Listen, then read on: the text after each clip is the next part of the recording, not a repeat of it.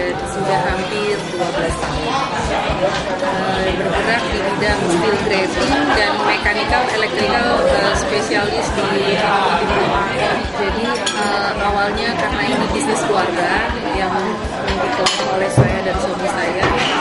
Awalnya itu saya dengan suami saya itu tidak sependapat ya, karena saya bergerak di bidang steel grating kurang lebih sudah hampir 20 tahun lebih, sedangkan suami saya mungkin sudah hampir juga 20 tahun untuk di bidang otomotif.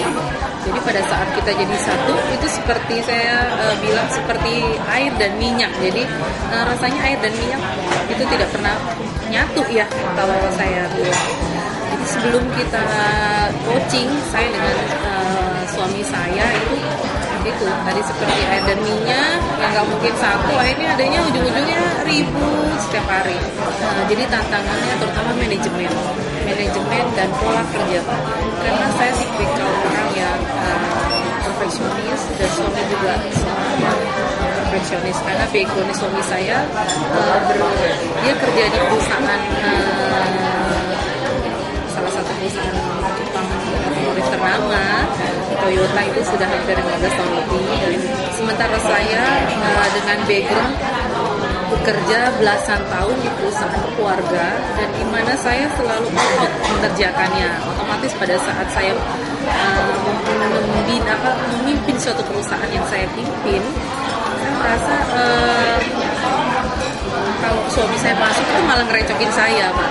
Setelah saya dapat masukan, setelah dapat coaching, nah itu justru membantu. Jadi membantu pola kerja kita, terutama manajemen yang tadinya benang kusut ataupun dari seperti air dengan minyak, sekarang malah jadi lebih smooth. Setelah saya di coaching, membuka pola pikir saya, terutama yang pertama juga membuka pola pikir suami saya. Juga kita tahu, kemarin itu ternyata kita salah dalam arti kita salah langkah, ataupun hal-hal yang nggak perlu kita kerjakan, kita kerjakan. Jadi setelah kita di coaching, kita jadi tahu, ini prioritas apa yang harus kita kerjakan. Dengan demikian otomatis memperbesar omset yang kita dapat.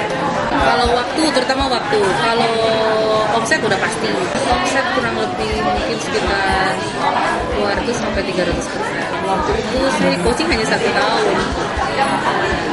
Kalau waktu yang jelas, saya yang biasanya kerja dari jam 7 pagi sampai bisa kerja pulang jam 10 malam, bahkan jam 11. Sekarang ini saya bisa mengatur waktu saya bisa ke mall, mungkin bisa sehari 3 kali saya ke mall. Jadi waktu saya untuk terutama untuk anak saya yang paling kecil lebih banyak.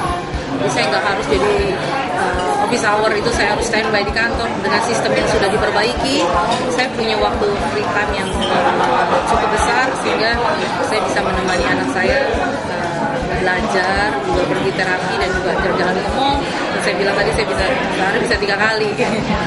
Kalau timnya, tadinya saya punya tim yang keluar masuk ya Pak ya.